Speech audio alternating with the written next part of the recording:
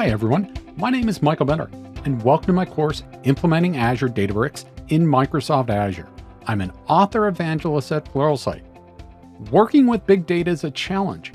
Azure Databricks makes spinning up resources to solve your big data analysis issues quick and easy.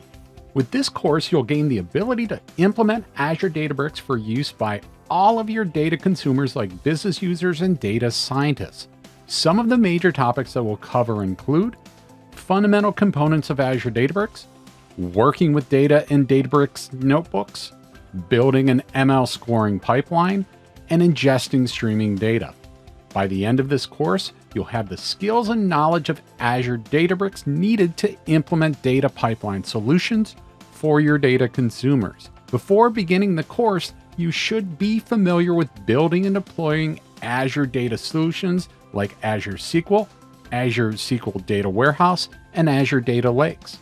You should be able to understand machine learning concepts and model building techniques, and also know a common language like Python, Scala, R, or SQL for working with data. From here, you should feel comfortable diving into Azure data pipelines with courses on batch scoring, Azure DevOps, and Azure automation. I hope you'll join me on this journey to learn Azure Databricks with the Implementing Azure Databricks in Microsoft Azure course at Pluralsight.